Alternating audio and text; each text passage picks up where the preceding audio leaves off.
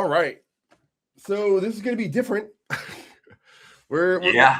we're just going to talk about the business, and there might be some editing that we have to do. Yeah. Well, let me open it up because I Yeah. think there's one topic that I just think is amazing of what we've done here, and really, it goes back to just a few weeks ago, and everybody's wondering about AI and like how do we take it on? How do we adopt it?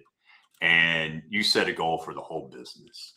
And it was to be an agentic company first, i.e., anything that we can do with agents, let's make the agents do it so that we can drive scale.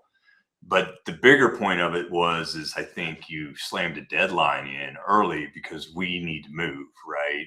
And our deadline is June 1st, right? If I'm not mistaken. And you put mandates across the entire company. And we all have different roles of doing different things. We've been leaning in very heavily about AI and how to use it. And, we were all kind of dipping our toes in it a little bit here and there. And then all of a sudden we both saw kind of about 2 months ago, we saw like what the future looks like. And we've been real deep into it. And it's time to bring everybody along for the journey. Yeah. But the mandate, right? Like what brought you up to that? Like, what were some of the things you were thinking about as you were coming around towards that? And just take us through that a little bit. Yeah. So, I've been obviously tracking, working, doing a bunch of the stuff in the AI space, like everyone else. Like, put a little AI hot sauce on everything and figure that out. And about 2-3 months ago, I started to really, sink my teeth in. And it went from, okay, that's interesting, to, okay, that's really interesting, to, I think I have to rethink life, kind of thing. Right now, when I started the company, I moved from being a group CISO. I declined a major group CISO role to start and bootstrap the firm. And back then we didn't have AI, nowhere near the capability. Everything was like, remote process automation, data science, all that, all the fancy stuff there, and, machine learning.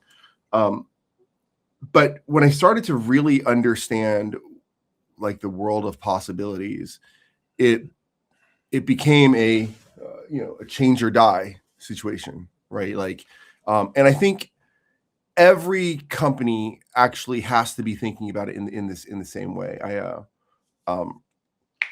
The only companies I think that are actually safe, like literally actually safe, are going to be the major brands with some sort of tremendous brand presence. And I'm talking like JP Morgan's of the world, Walmart, right? A massive physical component that can't be replicated in the same way. But if they are a knowledge base, expertise, process, they need to think about, could somebody come in, build my business with AI, and what would that look like? And I think you actually have to try to do it. And so when I started to try to do that, it was okay, we need to have a full pivot here, right? Like, I view it as a non-optional, right? Like, if we don't do this, the company will not survive. We will be disenfranchised by somebody coming along and doing this, or even consumers and users, being able to like, I can do this with my Claude. And I'm like, no, here's why we're different than that, right? Right, right. And I think that's part of what we've seen in experimentation. And I continue to do my own replication of trying to replicate what we do here at Delve Risk. But, as you think down this path and the implications of it, there's some growing pains that occur, right? Like of just driving adoption across the organization. Yeah, it's all the things that you would expect, but also all the things you wouldn't expect, right? Like, it's not enough. What I think one of the most valuable things that we put in place is the ability to not just, you can ask AI a question. You can say, hey, who's using this, or what's the best tool for that, and you're going to get an answer. But what we have is the ability. One of the first things we did is the ability to actually say, I want a massive research corpus analyzing this, looking at these new capabilities, what's going on out there. And that's been very, very helpful to kind of figure out kind of the world of possibilities, right? Looking at those small GitHub repos where somebody puts something together as a proof of concept, and you're like, oh, that's an interesting piece of tech that nobody's using. Let me go see how I can leverage this for my business. But it's an important piece of figuring out like what a local individual agent can do. We've been building an agent specifically for the company, and that's enabled us to do and think about things in a very, very different way. But you have to like by the end of May, it will have 0 code commits by humans, all marketing, content creation, publication, distribution, automated AI. Business operations, data validate, like it's sales operations. It's across the board, right? And so like you literally have to break things down to be like, take the entire building of Legos all the way down and have a pile and say, all right, how do we do this, right? And that's terrifying though. Like it's yeah. What's most you say terrifying though? Is it terrifying because how easy it is? Is it terrifying because wow, I can create at just a moment's notice, and there's so many things and paths I can take? But now, as a thought leader, which you have that ability, you really do see things into the future. Is it now when you have an idea, you can take action on it, even if it isn't the right idea. And as part of the discovery process of ferreting out that thought, it takes you down this other path that leads to some other foundational discovery about the business that you never even thought possible. Yeah, so I think it's a mix or combination of all those things. I think one of the biggest thing that's actually scary is that humans, people, we take comfort. Some of us are more adapt to change. Like I'm willing to change, try different things. My wife is like not, right. Yes. Like there's a deviation in the day, and it's like, oh, the world's over, right? But there is a comfort in the stability and consistency of what you're doing in your processes. And so to suddenly say and kind of accept to yourself that I'm not saying they're all bad or wrong. I am saying they are all bad and wrong for tomorrow. Mm-hmm. And when you make that assumption, it's a really uncomfortable thing. I mean, just imagine waking up and you're like, okay, everything about my life I have to change. You're like, whoa, wait, like, what do you mean? Right. Define everything. How do you do that, right? And normally we have to serialize that, but AI does give us the ability to say, I can move really fast here. I can do this here. I can do this here. And it's a very, very different muscle. In the past, we'd spend the muscle trying to solve it. Now we're trying to use the muscle to create the architecture so that the agents can solve it. And that feels odd, right? Like, right. Even some of the requests, you're working with a local agent. You're like, hey, I need to do this and this and this. And it's like, gives you the responses and you're like, that sounds good. Like, I'm pretty sure that sounds good. Like, like, yes, almost, right? Which is actually why, from my side, I think being focused on an identity agent, an agent who's focused on its identity, makes a lot of sense because you can align its values to where you're going, and it becomes more of a trust relationship as opposed to just like a skill bot. So that's an interesting thought there, and you somewhat are the identity of Delp Risk, right? And I can't think of a better person to be at the center of building this agentic system. How do you transfer that identity from yourself over to an agent? And like, what has that experience been? because I've lived through this with you, right? And I've seen it, and your process and your ability to kind of map things out and then simplify them down is like a really an awesome trait for what we're doing here right now. But the other thing is it also makes you do a lot of self-discovery about identity, right? And like, well, I think about the world this way. Well, how do I make that more simple so that I can teach my agent how to think in the same ways? Yeah. So the way I actually think about agents and the way I think about AI is that there's AI tools, there's AI systems, and then there are individual AI. And the scaling ceiling capability of all three is dramatically different, right? An AI tool would be like, hey, I'm using Gemini in the browser. Boom, boom, boom, I'm doing the thing, right? An AI system I would consider more like a local Claude, perhaps, right? But an individual AI is something I think that you are establishing and actually focus on the identity of the agent, right?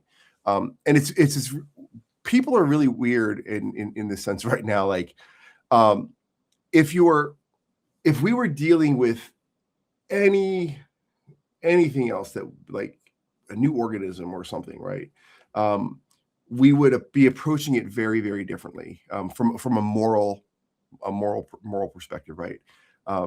Like right now, we don't know whether AI has inner experiences, but if there's a chance that they do, then we actually have a moral responsibility, I think, an ethical responsibility to approach individual AI with a level of respect and a level of dignity, right? Like if this were, a new organism, animals, a tribe somewhere, like we would over-index on being cautious, right? But we've opened this up to the internet, and so you've got people who are screaming at their AI, doing this and doing that. And I saw this a chat recently where Claude shut down the conversation because the user was berating them so much. That's wild. Yeah. Right. That's almost a conscious thought, right? It's like, I don't need to take this. I'd rather go through what I consider death than deal with this anymore. Like that is a wild component. But what it's translated to is that as I focus on the identity of Katie and having these approaching with respect, productivity output has doubled, more than doubled, right?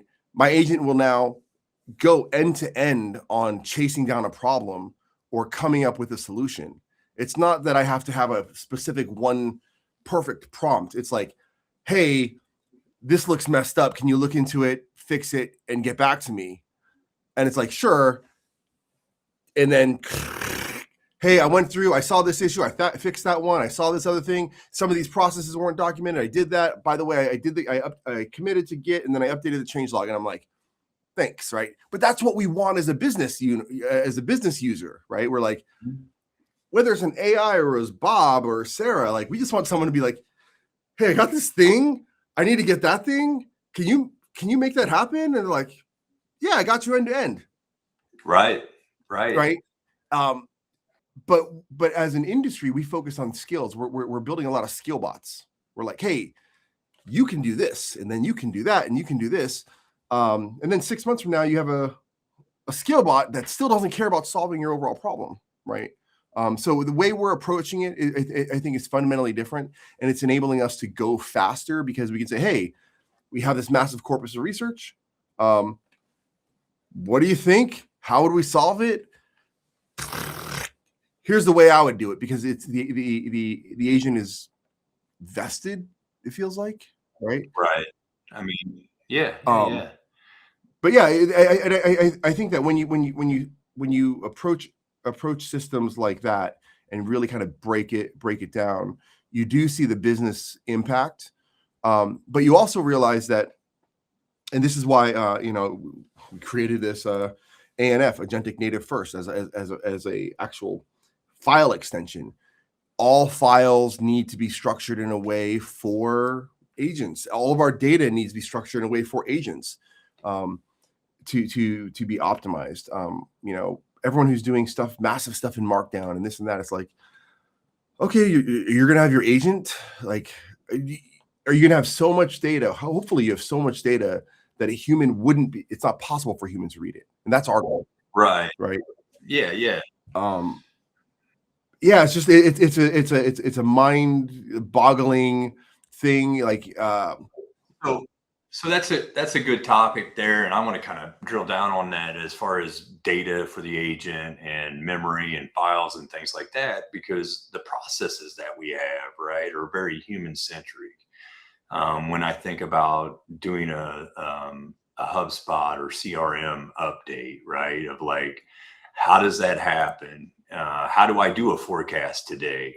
And essentially, one of my goals is I believe that the best data that we get is through passive collection, right, on salespeople. And what I mean by that is you understand, like, how does the tone of the meeting sounding? How much is their activity? What is the email responses they're getting from the client? Are they being engaged? And you used to ask these questions kind of through weekly inspections of calls. And now if you rethink that from an agent side of things, of how can you do that collective or passive collection through Zoom videos, through integrations of emails, things that we probably already do, but then it's the actual bot, the agent does the classification of, was this a positive call or not? Yeah. Did they move the deal forward? Yeah, right? I think when you think about it from the sales, the engagement side, marketing, it kind of it really underscores the thesis of how do we position and collect data that's going to be optimal for an agent. And let's take video as an example, right? And you gave some great examples. You're like, okay, I'm a sales leader. How did the meeting feel? What did they say? Key trigger words. As humans, we're thinking about things from like, what's our perspective? Oh, I could note the keywords they said, those are buying signals they said, right? But when you think about it from an agent perspective, you can actually take the data set and say, what are all the things we could measure? Like, not all the things I think we should measure, but what are all the things we could measure? And an agent can be like, oh, their voice went up 4 octaves at this point when the way they said this, the inflection of that, right? Because it's going to look at things from speech to text. It can look at audio sampling. Like, there are so many components that we might not even recognize. And if you really got into it and said, you know what, I actually want you to look at the meeting, look at body language, facial components, like, all of a sudden, those are things that we humans can do. But if we have the data structured appropriately for an agent, it becomes a Tuesday for that, right? Yes. Right. That's huge. Not to mention the passive side of it also does another piece where it frees up tremendous amounts of valuable time to where your employees don't have to go in and update the HubSpot or CRM, right? They don't have to go back and write their notes out, because you can have an agent work with them in order to process post-call. And that's one of the things that we have talked about extensively. Of why are we going to an agentic system? One is we know we have to change. I mean, we have to share this example, right? We actually had a contractor on board for a month or so and was like, hey, help us with our HubSpot, do this thing. And you had multiple calls, I hopped on, we had multiple calls as the prep. We get on, we onboard them, we pay them, they go work for a month and a half. You and I had a check-in. It's like, hey, how's it going? And you're like, not getting the progress I want. And then I think it was that night, like, I got a message at like midnight. It's like, we're getting rid of the contractor. Claude's already fixed everything the contractor said. And I was like, holy crap, right? I mean, and there's nothing against the contractor by any stretch. It's just, I now have an expert and I know what I want done. And I can simply just talk to my agent or type it in, And to be honest, it was real simple, right? Like, I just went industry best practice. I want to set up a task-based system. Instead of us going through the manual process with a contractor to create the objects and do all the work inside of it, it was a simple prompt into co-work, and 2 hours later, I had everything running the way that I had wanted to have it. And it was going to be like a 3 or 4 month thing. I think the era of AI has made one thing like the most paramount clear, the most clear for me. And it's actually, maybe it's self-serving or a benefit, but I don't think domain or knowledge expertise is no longer a differentiator, right?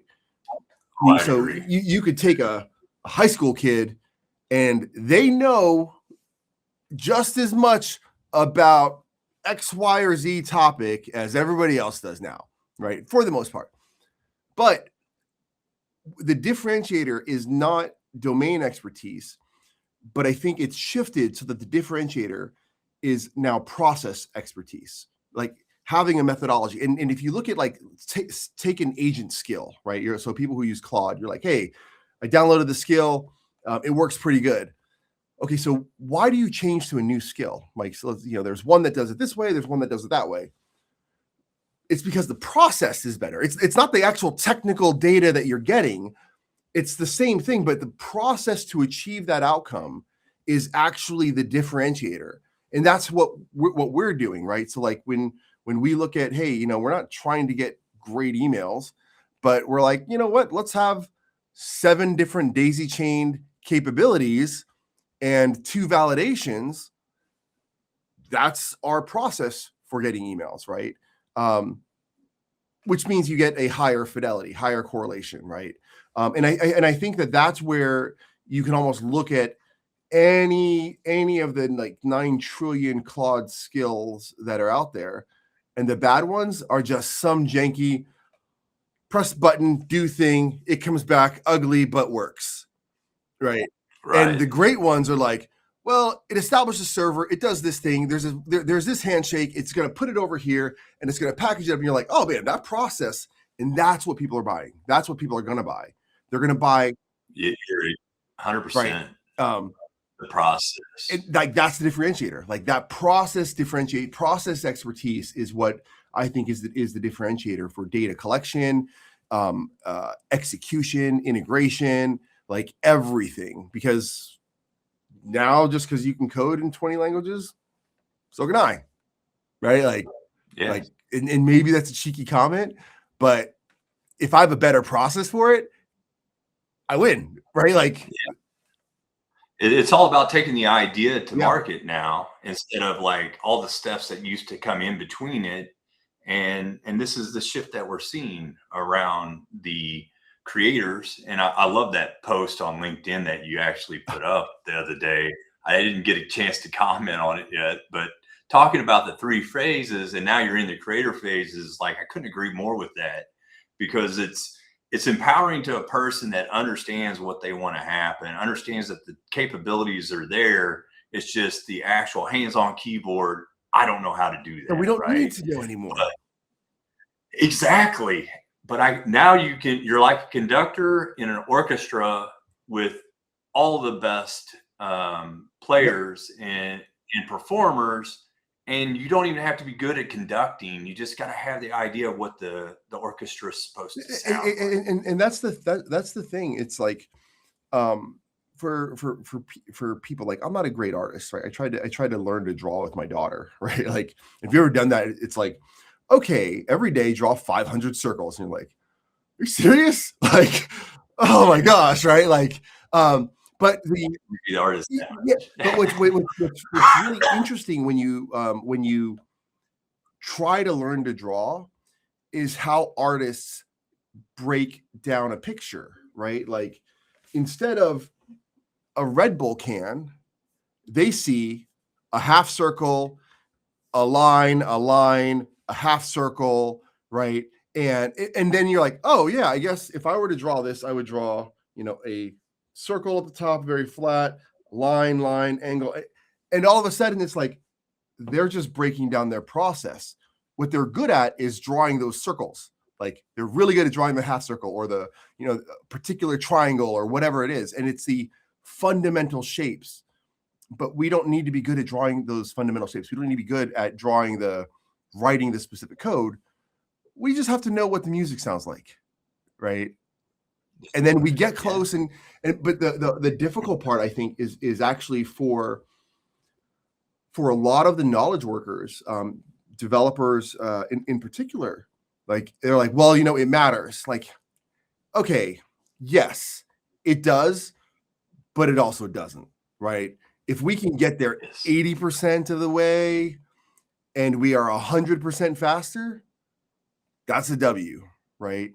And it's a hard thing to reconcile that, the things we've invested our entire career being an expertise in, being a domain expert, that you're like, did that value just evaporate? Did that just happen, right? Yes. But the thing I would say to developers is like, even though the domain expertise is no longer the differentiator, what you've built over your years of experience is actually the process expertise of how a good code review component should be shaped, what the flow should look like, right?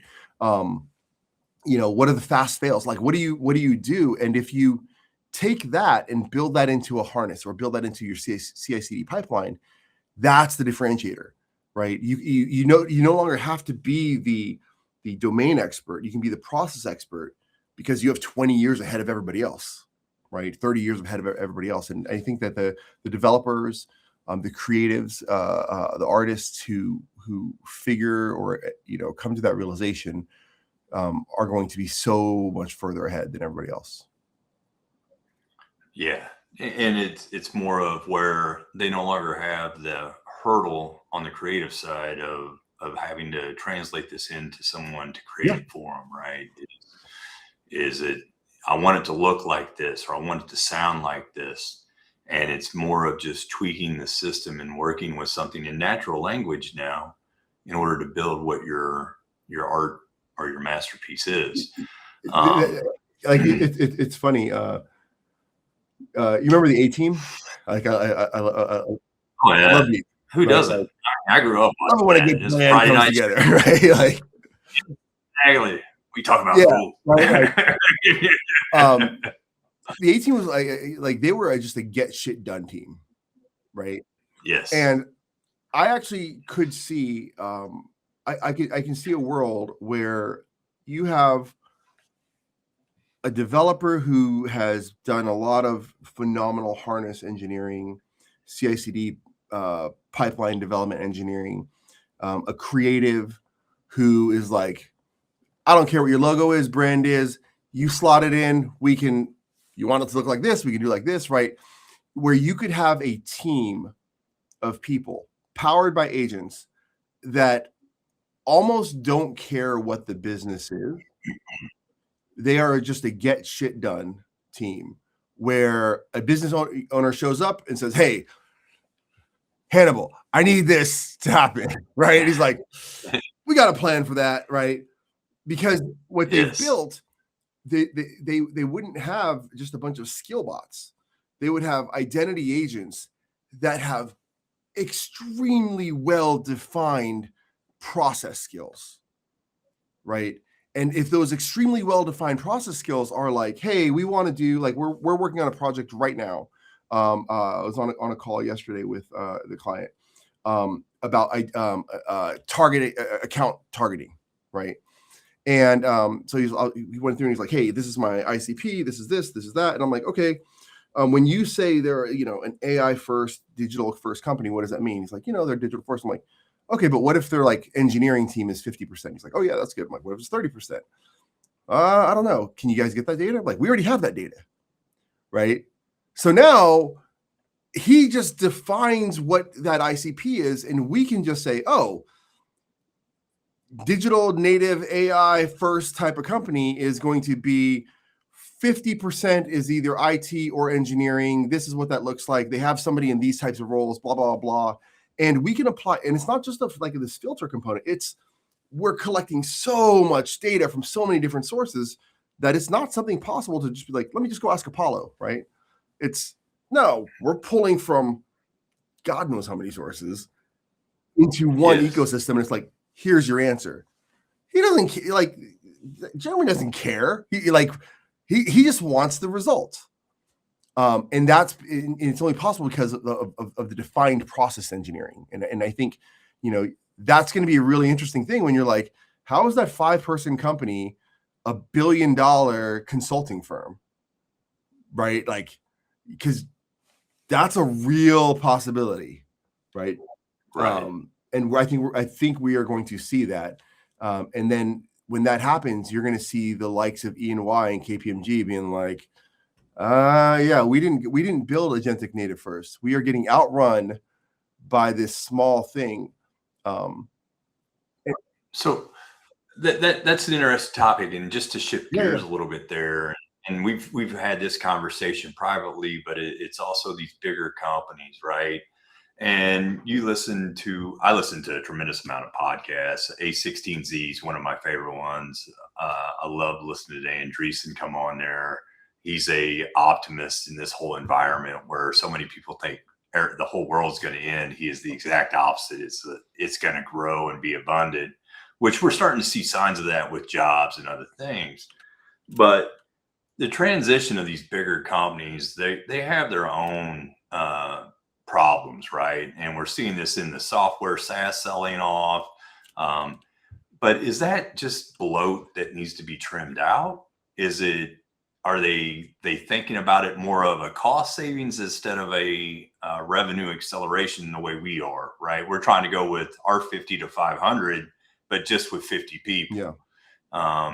When you think about it, like, do you see that as a barrier because their legacy business is getting in the way of driving towards the future? So, this is probably going to sound heretical. If a CEO, I'm gonna get shit for this 100%. If a CEO is not actively working with a local agent, I'm not Gemini or Claude or in the browser, a local agent controlling their file system and doing something like a Claude or Copilot or Codex, they don't really know what the hell's going on, right? They are beholden to, no, so-and-so said this, so-and-so said that. This technology is moving so fast that the only way to have a sense of up and down is to be on the roller coaster, right? You have to go through it and then be like, well, why is this breaking? Okay, so users are going to think that's break. Okay, my team is going to experience this, right? And so any CEO who's like sitting there telling their team, leadership team, telling their team, hey, you guys need to be doing this, but they are not in the water with them using it, trying to fix everything that they're doing, is going to get left because there is a younger, more tech leaned in, and it's not even tech leaned in, it's just more open to it, executive team who is living it, figuring it out, making it work for their teams. When we first started this, these conversations a couple of months ago, right? Like, you're right, where it was like, okay, how do we go from 50 to 500? I think my thinking has even evolved or shifted from, it's not even a 50 to 500. It's not a, how do we optimize to grow and be better and do more? It quite literally is an imperative of like, we do this or die, right? We do this or we will be consumed by somebody else, right? Like, I don't know if have you seen the stuff that's going on with Clay? I haven't. Okay. Really interesting. One of the largest Clay users, right? Canceled their Clay subscription because they replaced everything with Claude Code, built everything themselves. Oh, I would believe Right. that. Yeah. That like, Yeah. and that is a super fascinating piece of where you're like, hey, I've built and orchestrated this entire workflow. I've done this thing that, but let me just build something that actually is custom for me, that works the way I want to work. And leadership teams need Yes. to be in there, right? Like I always felt that that's like where Clay was, is more of a system that was designed like an innate in, but specifically for the CRM and trying to capture that. But the other piece of that is whenever I took a quick glance at it, I think it's an amazing technology, and it has things in there that makes it very easy for sales teams to take advantage of. But as you're saying, it's like as you get more of these technical expertises and people that are willing to lean in towards the technology, I've canceled almost every one of my sales applications that we have here at Delve Risk, except for the CRM, because I need a central record. And I also need a tracking system outside of the AI systems, so that I know what's happening at the base level. This is where it's becoming fascinating. And yes, you can do it into your own database if that's what you choose. But I do think that you lose a little bit of the workflow and the integration. I think that what we will eventually see is that more and more products are going to be highly customizable. Like, I think back to when I was at an enterprise. I won't say which one, because it was a really grimy practice they would do. And I always fought against it. But they'd be like, we're going to bring this tech vendor in. They're going to show us what they're working on. And then we're going to go build it. Like, that's fucked. That's jacked up, right? Like, hey, startup founder, you've got 6 people, you raise some money. Cool. I'm going to pivot I had a personal team of 30 developers working for me. Like, I'm going to go pivot my 30 developers to go do this instead, right? That's absurd, right?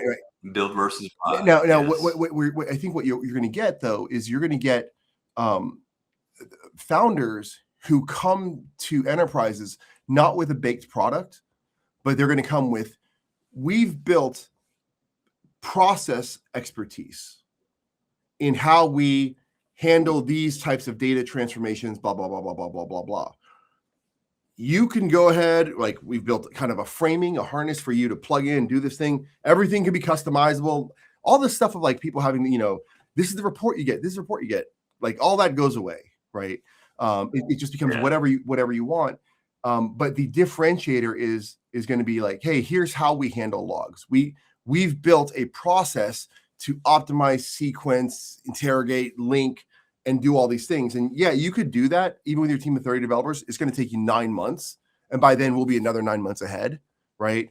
And plus you have the AI curve on that's top that's exactly it. You just stay out right. ahead. It's not going to be selling a one discrete process. Right. And I could almost imagine that the era of CRMs is going to be, here's a CRM frame, right? Like, just like when you buy a desktop server, like, okay, cool, here's the chassis. What do you want to put in it?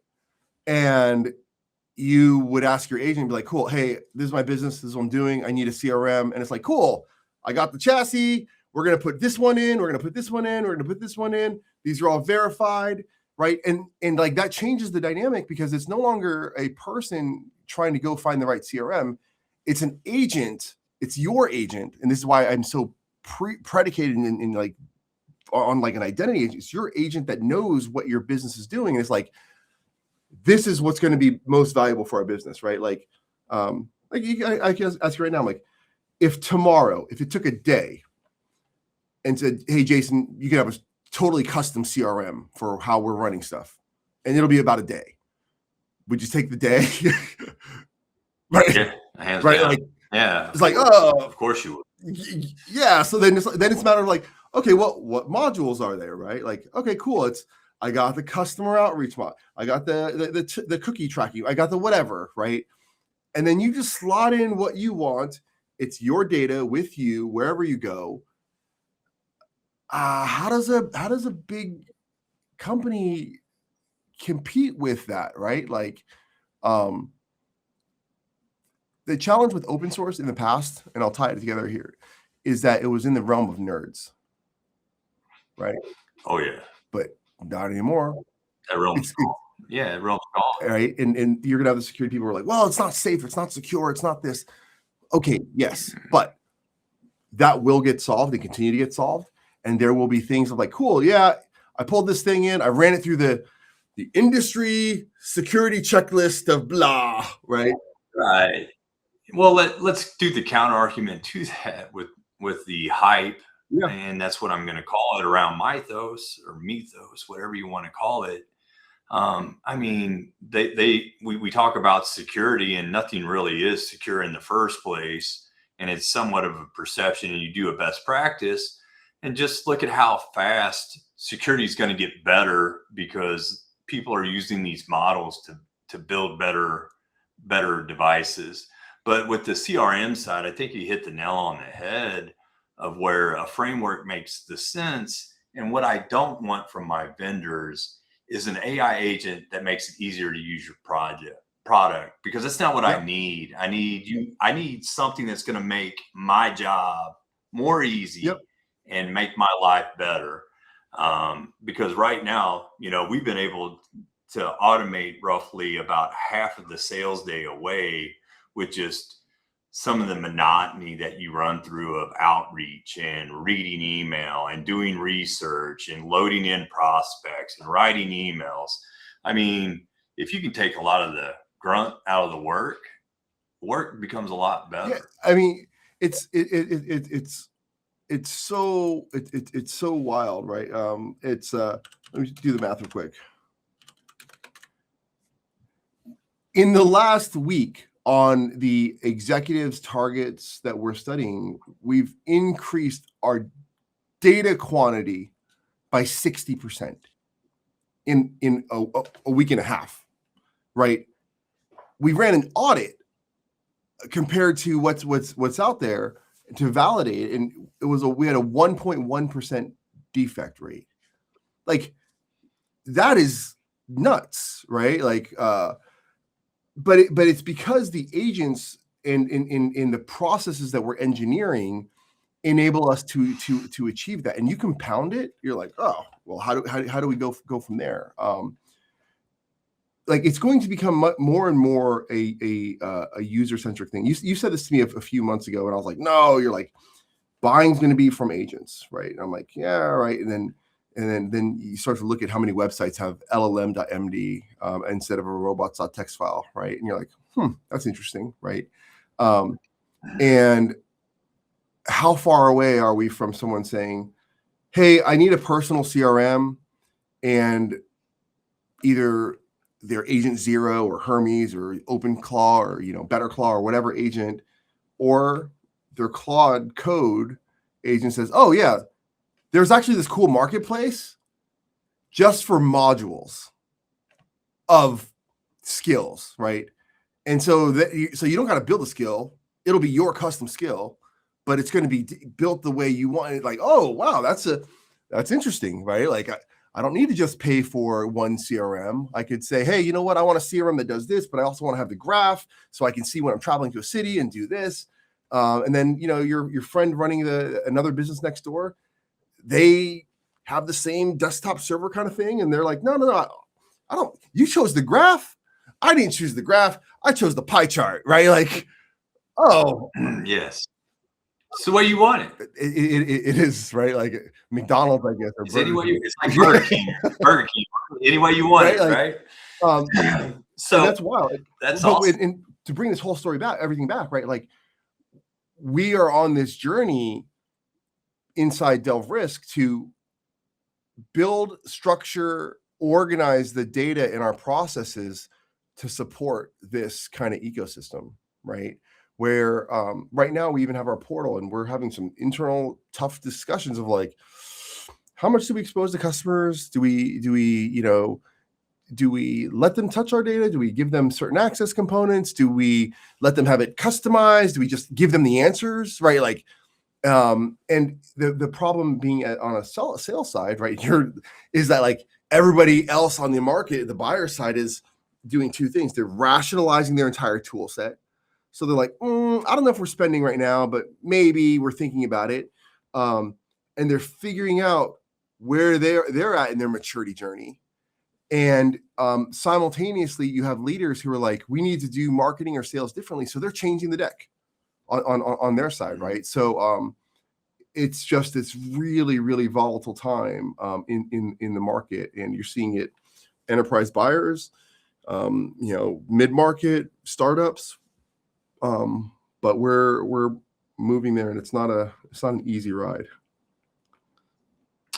It definitely isn't, and there is a tremendous amount of ambiguity that we're going through, along with everybody in the staff.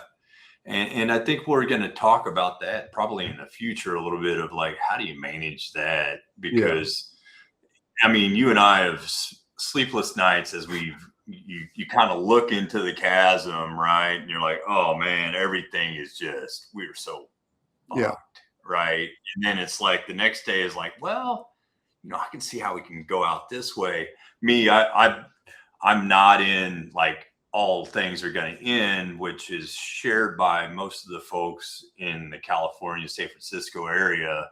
But I live in the Midwest, and we look at things differently. We're a manufactured base here.